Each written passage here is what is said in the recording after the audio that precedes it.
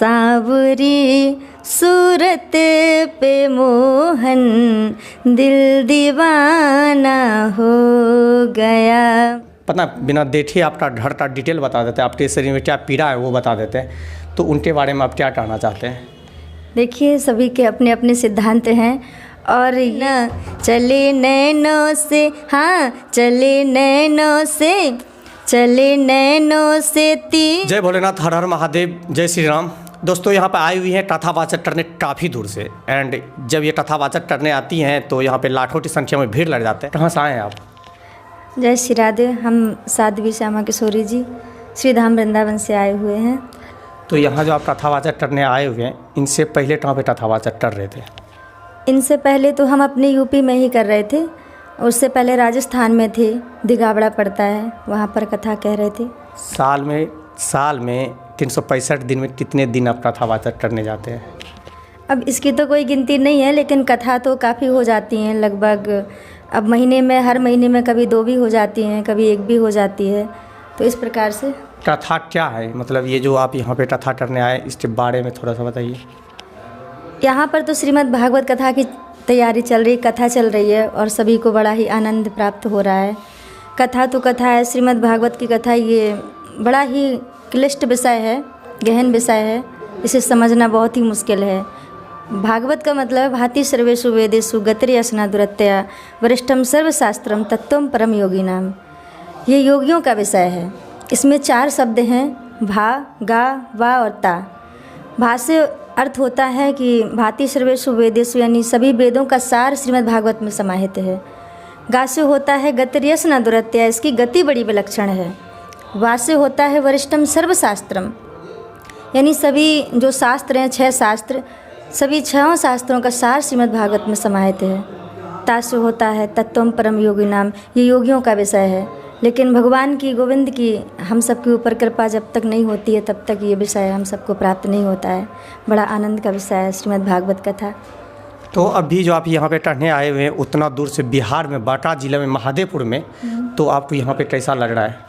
यहाँ पे हमें बहुत ही अच्छा लग रहा है। और एक बार, पिछले बार भी हम आ चुके हैं, श्री रामचरितमानस की कथा हुई थी 7 दिन की, तब भी यहाँ भक्तों ने मुझे बड़ा ही प्रेम दिया, स्नेह दिया, जिसके कारण दोबारा मेरा आना हुआ यहाँ पर, आगमन हुआ है इस बिहार की धरती पर। जब आप भागवत कथा स्टार्ट करते हैं मंच पे, तो क्या क्या आपको सामना फेस करना पड़ता है वहाँ पे ऑडियंस से, या आसपास का कुछ गलत या अच्छा क्या फेस करना पड़ता है? नहीं, आसपास का तो सभी अच्छा होता है, सब लोगों का प्रेम देख करके हमें तो आनंद होता है और श्रोताओं को भी बड़ा आनंद होता है कथा को सुन करके। कोई शिकायत नहीं रहती, सबको आनंद मिलता है। तो अभी तक जहाँ जहाँ किए हैं जाके, तो मतलब कोई शिकायत नहीं है, मतलब प्यार सरल मिला है? सबने बड़ा प्रेम दिया है। बिहार में ये तो गंगा की भूमि है, साक्षात ज्ञान की भूमि है, और यहाँ पर सभी लोग बड़े प्रेमी हैं और बहुत प्रेम मिलने के कारण ही पुनः यहाँ पर आगमन हुआ है आप सबके बीच में। बड़ा आनंद आया। एक मेरे तरफ से थोड़ा सा भजन सुना। सांवरी सूरत पे मोहन दिल दीवाना हो गया। एक तो तेरे नैन कारे, दूसरा काजल लगा। एक तो तेरे नैन कारे, दूसरा काजल लगा। तीसरा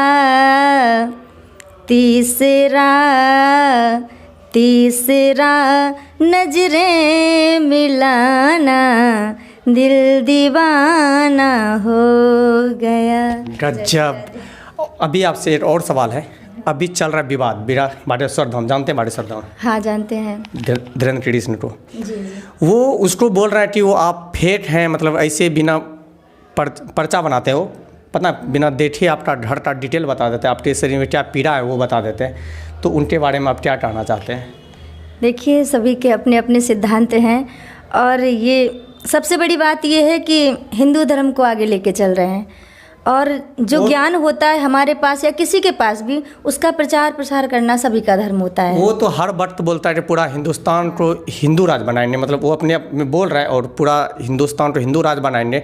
तो उस पर आप क्या कहना चाहते हैं? हिंदू तो अपना सबको हिंदू में बन जाना चाहिए या नहीं बन जाना? बिल्कुल बनना चाहिए। देखो, एकता में ही बल होता है। परिवार जब एकजुट होकर के रहता है तो उसमें बल होता है, और परिवार जब बिखर जाता है तो फिर शांति भंग हो जाती है, फिर वो एक नहीं हो पाता। इसलिए हम सबको, अगर हिंदू को एक होना है तो फिर सामंजस्य बना के चलना पड़ेगा, एक दूसरे को सपोर्ट करना पड़ेगा।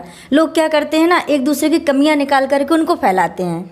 कमियां तो सब में होती हैं थोड़ी बहुत, लेकिन कमियां ना देखते हुए जो हिंदू राष्ट्र की बात करे वो उसका सबका सम्मान करना चाहिए और सबका सपोर्ट करना चाहिए, साथ भी देना चाहिए। अभी तक आप बागेश्वर धाम से मिले हैं कि नहीं?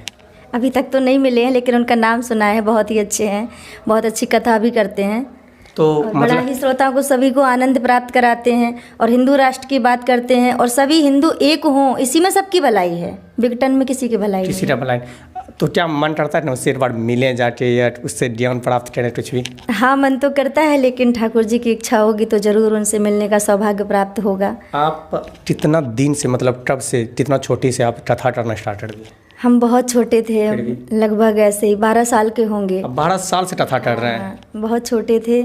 हमारी माता जी का देहांत हो गया है, पिताजी हैं बस, और पिताजी का आशीर्वाद हमारे ऊपर है, गुरु जी का आशीर्वाद है। उनके ज्ञान से आज हम जो कुछ भी समाज को वितरित करते हैं, कुछ बोलने की कोशिश करते हैं।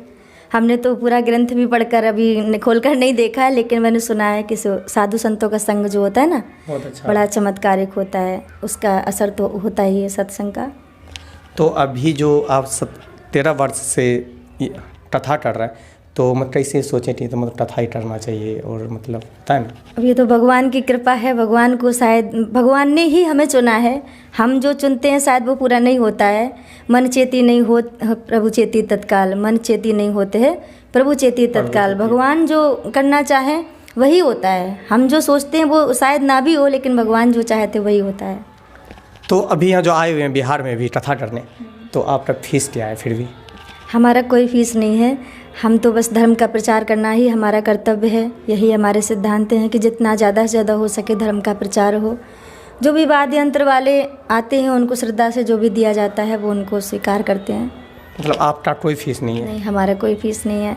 तो यहाँ जो आप अभी आए हुए हैं, आपके साथ कितना है आदमी, कितना टीम में है? हमारे साथ में सभी संगीत वाले हैं, नाल वादक हैं, पैड वादक हैं और ऑर्गन वादक हैं भैया, मतलब 7-8 प्लस है, और झांकी वाले भैया हैं। हाँ, 7-8 लोग हैं। तो यहाँ कब तक रहेंगे महादेवपुर में भी? महादेवपुर में आज रुक्मणी मंगल है, रुक्मणी विवाह है, रासलीला, बड़ी सुंदर सुंदर कथाएं हैं आज, और कल कथा का विश्राम दिवस है। परसों हम लोगों की यहाँ से विदाई होगी। तो फिर क्या लगता है कि फिर यहाँ पे हमको बुलाया जाएगा, या मतलब क्या लगता है ऑडियंस को देख के? फिर भी कुछ लगता तो है कि बुलाया जाए, लेकिन भगवान की इच्छा जहाँ होगी वो वहाँ भेजेंगे, वहाँ जाना पड़ेगा। उनकी चाकरी कर रहे हैं हम तो।